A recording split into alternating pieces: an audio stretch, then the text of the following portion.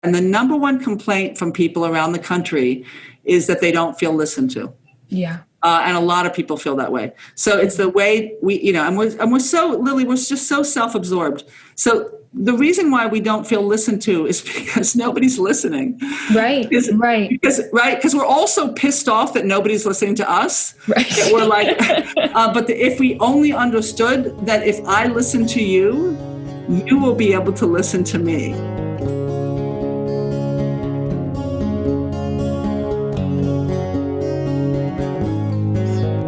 Hi everyone, I'm Lily Cornell Silver and welcome to Mind Wide Open, my mental health focused interview series. Today I am talking to Dr. Niobe Way, who is an accredited author, a professor of applied psychology at NYU, and the founder of the Project for the Advancement of Our Common Humanity. Dr. Way's work in human connection spans decades and is so profound, especially in this period of isolation and disconnection that we've been in since the onset of the COVID-19 pandemic. I truly believe that every single person who watches this interview will get something out of it about connection and vulnerability. So I really hope you enjoy, and thank you so much for watching. It's so lovely to meet you, Dr. Way. Thank you so much for being here. Thanks for having me on. It's wonderful. Of course. I'm so excited to talk about human connection. Obviously, it's a very important topic to me. It's an important topic to everybody. So I would love to start just by hearing about how you got into that field, because I think many people, myself included, I didn't even know that was a specific field of research, a specific field of study. So I'd love to hear about that from you. Yeah, I was a doctoral student at Harvard in the 80s. And I wanted to study, I wanted to be a counselor. And part of my training as a counselor in a doctoral program is I worked in a high school as a counselor, and I started hearing, I had a lot of boys in my practice, and teenage boys, and I started to hear a lot about their friendships. So they were talking about the struggle to find close friendships and the betrayals by their guy friends and their sense of, and their desire for closeness and emotional intimacy. And I was just blown away. I was like, wait a minute, what? And so I was taking a lot of adolescent development classes at Harvard and, learning about adolescence. And none of this was in my classes, none of it. I was learning about all sorts of things that you learn about when you learn about teenagers. But nobody was talking about friendships. And wow. I know. And I realized that we were telling the wrong story about human development. Yeah. And that we were focusing on separation and the need for separation and the need to be autonomous and independent and, all these things, which is all beautiful things. They are important needs in human development. But it was totally missing the desire for human connection, totally missing. Wow. So I became fascinated and obsessed in some ways. I become obsessed with things. I do. So I became obsessed with basically researching friendships. And I switched into a doctoral program on human development. I got my PhD in human development at Harvard. And I basically spent the next 30 years, it's been 30 years now, focused on human connection as a core need of human thriving. That's amazing. And that's something that I've talked about so much on this series is the need for emotional intelligence and for human connection structures to be integrated into the education system and into the workplace. It needs to be integrated societally. Totally. Basically, my data then started showing. Over many years, I've studied thousands of teenagers, and as a developmentalist, I follow the same people over time. So I'll start interviewing them when they're 11 or 12, and then I'll follow them till about 19 or 20. So I get to hear the changes as they get older. And the boys at 12, 13, and 14 are very clear about their need for emotionally expressive friendships and for emotionally intimate friendships. And that's the first part of the story that they communicate when you talk to them, especially in early adolescence. And then the second part of the story, you begin to hear how our modern culture gets in the way of our human nature. And you start to hear the stories of, the importance of manning up. Right. And so young men, as they get older, they start to, in the interviews, you start to hear them really go underground with their desire for friendships. So they start to say, it doesn't matter, I don't care, whatever, in terms of talking about their friendships.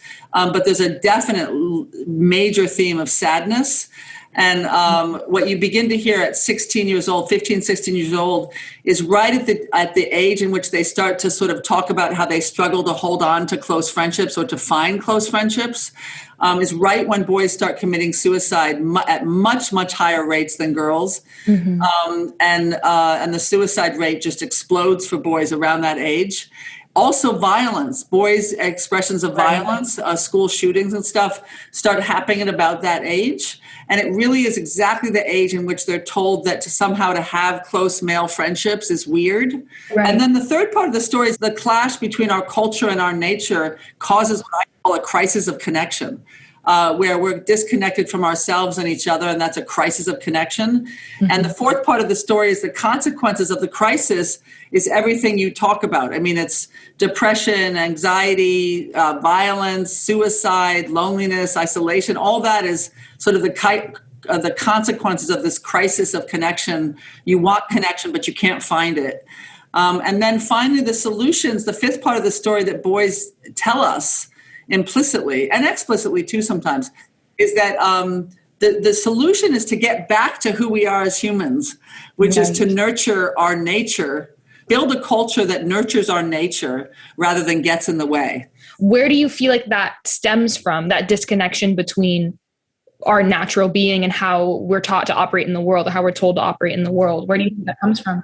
We made what is human, which is thinking and feeling, which is a human thing. We made thinking into masculine and feeling into feminine. And the minute we took what is human and put a gender on it, it made it so that all of a sudden, the value of thinking was prioritized, and the value of feeling, because it was feminized, was seen as less important. Once we did that, and we gendered a core human capacity and need, we were lost as a culture, right? We're lost as a culture. So it's rooted in our division of what is masculine and what is feminine, and then we disconnected from what is feminine, even though what is feminine is actually the root of our humanity. Right. And it speaks to kind of the arbitrariness of why, like how those things got labeled that way, and that the gender binary is a social construct anyway. So it's also arbitrary and none of it's natural. We have socially constructed our notions of being a man and a woman. Right. And we are suffering because we don't value what it's associated with being a woman. Right. And only value what's associated with being a man. So that means everybody suffers, not just women, but actually, in fact, I would say in this respect, men even more so, because if they act soft in any ways, they're considered not a man. Right. There's that stigma around men being vulnerable. And, exactly. That makes us disconnect from each other. Because if I'm in a relationship with a guy, and I think that the guy's of course going to be an emotional idiot, right. Then that's not great for my relationship if I'm going to assume that he has no emotional acuity. And it's not great for the guy if he thinks that I am the only person he can talk to about his feelings, right? Because he can't talk to his guy friends. That's not good for him either. So it hurts the relationship. It hurts friendships. It hurts all human relationships. So the research that you're discussing from like the story that the boys were telling, that's published in a book of yours, right? Oh yeah. So it comes from a book called Deep Secrets: Boys' Friendships and the Crisis of Connection. Okay. I just have to say, Lily, there was a research done at the Harvard Center for Making Caring Common, and they found that 80% of parents said that across the nation said that academic achievement was more important than kindness. So if we live in that kind of country, oh my God, parents are thinking academic achievement is more important than kindness. Right. We shouldn't be surprised that there's a mental health crisis. Exactly. And they do this beautiful experiment at UVA where they have people look at they wear a backpack, the subjects wear a backpack, and they look at the steepness of a hill, okay? And they have to estimate the steepness of the hill. Mm-hmm. So, and in UVA, it's a real hill, but otherwise you do it on a computer model. So, and then you're supposed to estimate how steep the hill is. So then they have a condition where you're standing alone, estimating the steepness of the hill. You're standing with a person who you don't know, a person, and then another condition is a person you know well, and a person who's your best friend. Okay. The people who are standing next to their best friend see the hill as less steep.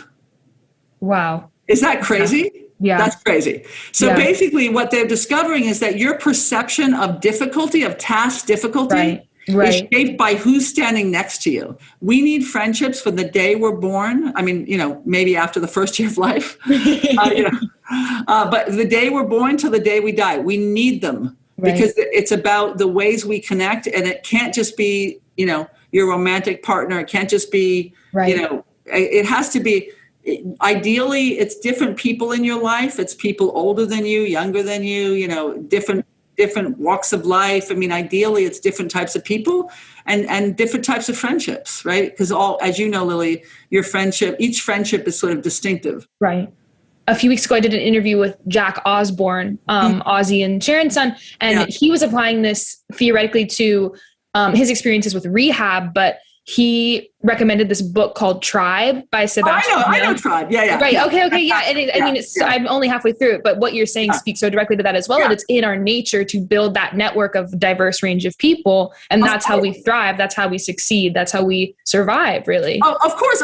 And the other thing, just to make it a little deeper, is that because, I'm a developmental psychologist, so I'm really focused on specifically what type of connection we need. Right. So I'm really talking about, I call it thick love. It's really in having a relationship where you feel seen and listened to by me, and you feel like I see your full humanity, and so I see you, and so that whole sense of genuinely feeling listened to and seen and heard is what we're looking for in the connection. So the connections we oftentimes have on social media doesn't fit that. The connections we oftentimes have in our lives doesn't fit that.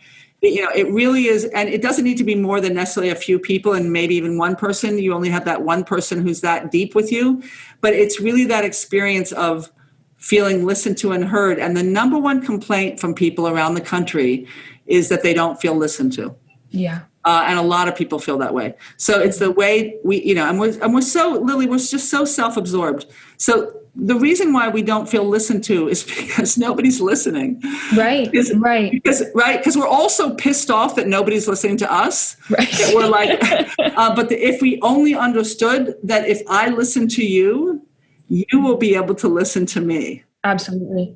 I'm so curious. I launched this series. I launched Mind Wide Open in honor of my dad, but it was also like the seeds are very much sown in the pandemic and the lack of connection that we're all feeling and still feeling. And I'm so curious, just how that's impacted your research, and you were studying human connection way before this happened. Basically, the COVID has changed everything. And I have to say the reason why it's changed everything for me professionally, I'll talk personally too, but professionally is that all of a sudden I'm the cool kid on the block.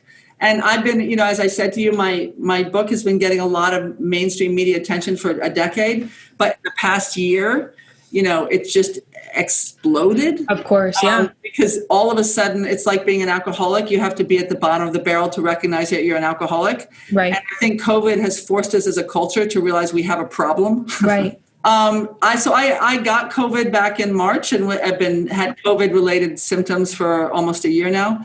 Wow. So it's been a very challenging year, but the beautiful thing about when you're challenged, and Lily, you know this exactly what I'm talking about, is that it forces you to reach out. Right. And so Absolutely. Even though I've been a friendship guru for, decades. My friendships were fairly, my friendships were just okay. I'm a single mom of two teenage kids, and basically I wasn't really paying attention to my friendship needs. And since the COVID, I have had an explosion of my own friendships. So I have discovered for myself the joys of friendships, which has been so beautiful, Lily, for my daughter to see. So now her mom's actually walking the walk. Right. And not just lecturing her. Right. But I just think that whole beautiful thing about, which is part of your story too, Lily, about how, sometimes it really is true that you need the challenges in your life to force you to see things. And I really think COVID has allowed all of us to see that how much we need each other. And quite frankly, Lily, not to be overly dramatic, but that we're starving for each other. And we all think we're the only ones starving. Right. And it's not true. All of us are. I have a beautiful story to tell you. I had the boys read the first part of Deep Secrets. I'll show you the book. The book is this: Deep Secrets, Boys, Friendships, and the Crisis of Connection. There's a quote in there. Actually, can I read the quote? Yeah, please. This is one of them. His name is Justin, although it's, of course, a pseudonym. So I asked him about his friendships, and this is his response, and he's 14. This is a typical response I get from 14-year-olds. My best friend and I love each other. That's it. You have this thing that is deep, so deep it's within you, you can't explain it. It's just a thing that you know that person is that person. And I guess that is all that should be important in our friendship. I guess in life, sometimes two people can really, really understand each other and really have a trust, respect, and love for each other. It just happens. It's human nature. And I read that to a classroom full of 12-year-old boys, and they started giggling. And I knew why they were giggling, but I said, "So tell me why you're laughing." And nobody would say. And then finally, I said, "Come on, tell me why you're laughing. I know why you think that's funny." And then finally, one of the guys said, "Well, God, the dude sounds gay." And I said, "Okay, well, let me tell you. I don't know whether he's gay because I don't ask boys about their sexuality. But 85% of all the boys I've ever interviewed over 30 years sound like that when they're teenagers. That's what teenage boys sound like." Right. And so they all like totally quiet. You gotta imagine 12-year-old boys, they usually squirming around in their seat. And then finally, one of the boys says, "For real?" And I said, "Oh yeah, that's what teenage boys sound like. That's what they sound like." And you know what happened, Lily, next? They all started sharing that they were just like Justin in the book. Sweet. The only thing that they needed is for me to normalize the feelings. Right. And the minute I normalized it and said it became "that's so gay," to like, "Oh no, that's me." Right. And so I even had two boys in the classroom talk about how they had broken up in their friendship in front of 22 other guys.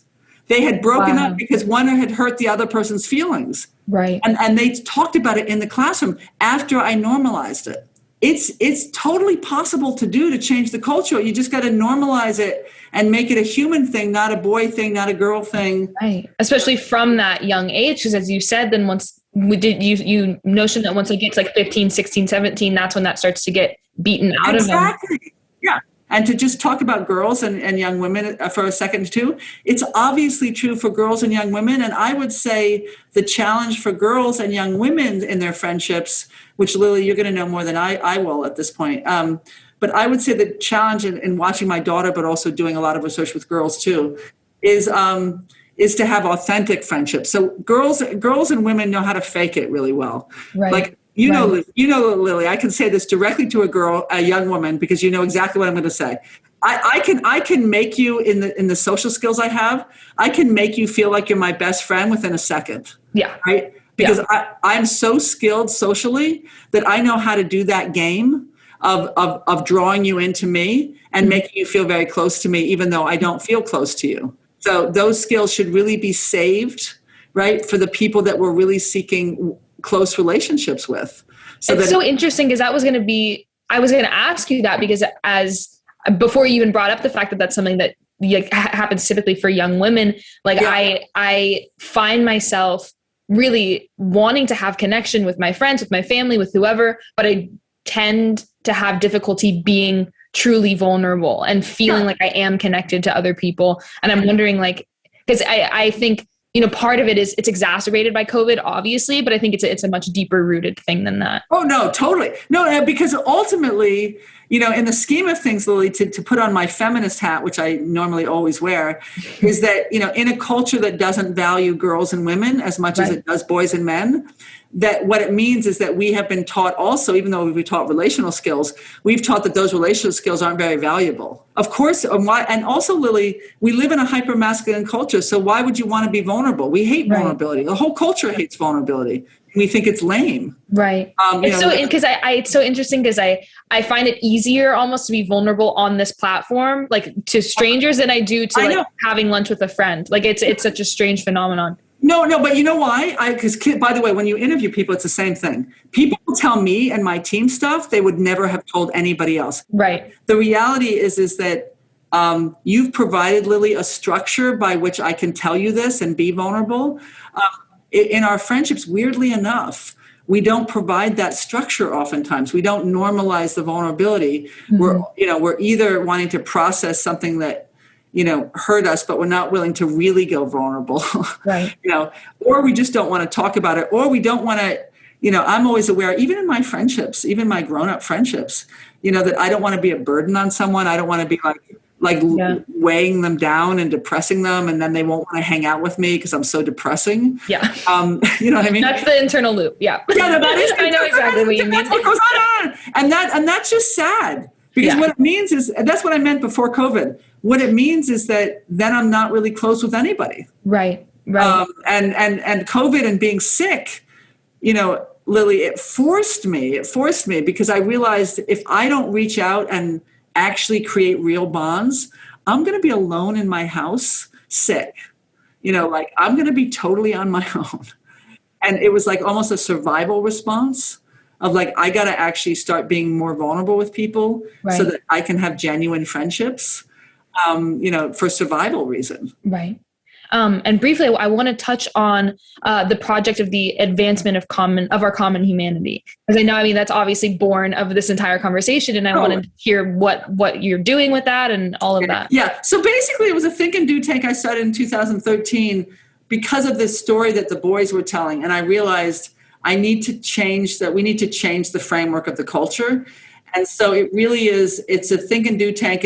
We have lots of members, and people who sort of do work on social connection, but trying to impose this, or not impose is too aggressive, trying to instill this framework in the way we think about things, this 5-part story that I told you about. Right. But one of the main projects we do at Patch, the acronym is Patch, is PACH.org, we do the Listening Project. And the Listening Project is we embed it in a curriculum, in English curriculums in middle schools across the city.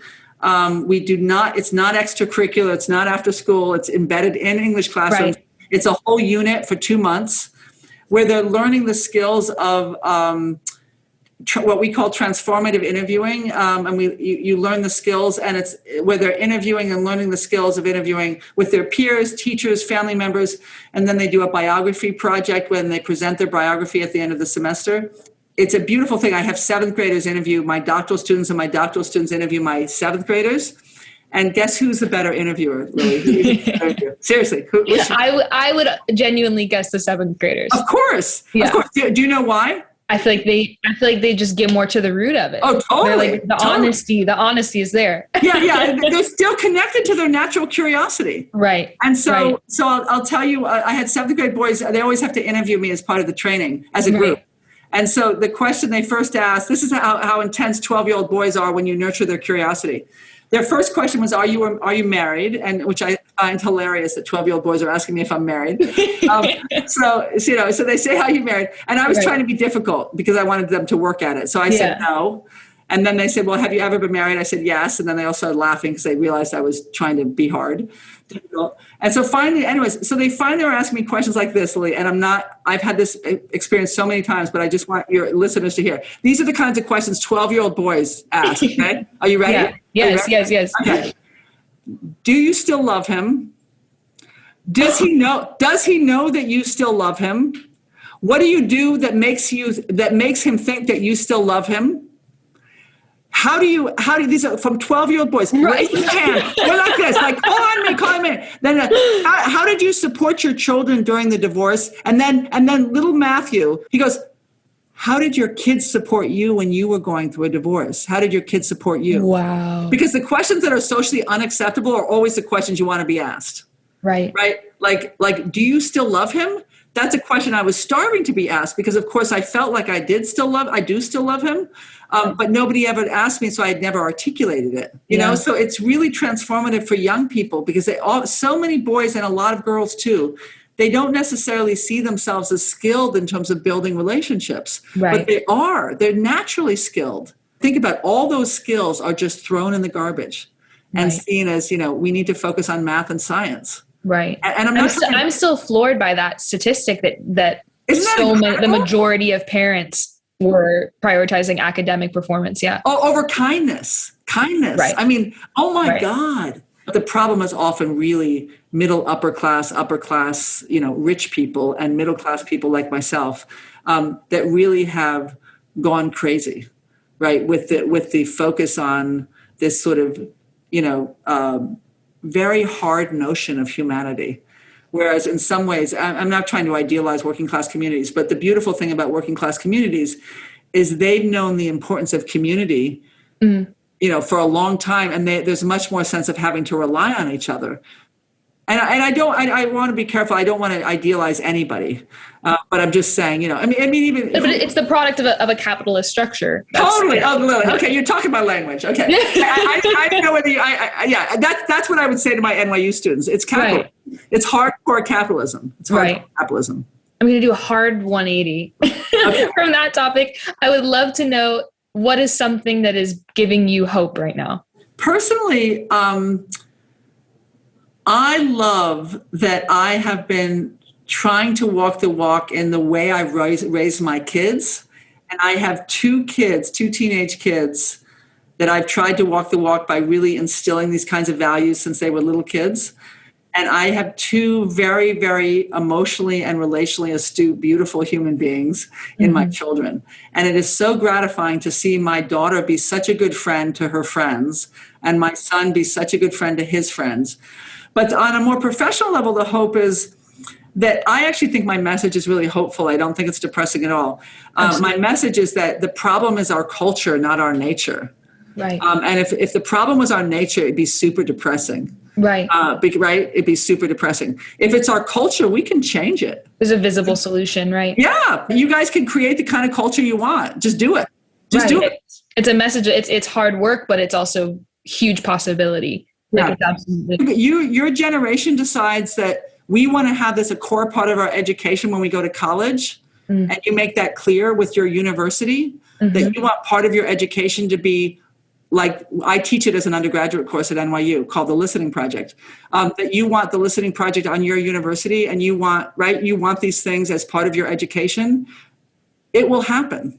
Well, that is a beautiful and powerful message. And I thank you so much for being here, Dr. Wei. This was like one of my favorite interviews ever. This is so insightful. And it speaks so directly to, I think, my experience, but I would think to most people's experiences that will watch this. So thank you so much for being here. Oh, good. Yay. Yeah, good. Okay. Thanks so much, Lily. It was great to be interviewed. You're a great interviewer. Thank you. Thank you so much. Yeah, good. Okay, good. I had fun. Thanks, Lily. If you like this episode, please subscribe in Apple Podcasts or Spotify and leave us a review.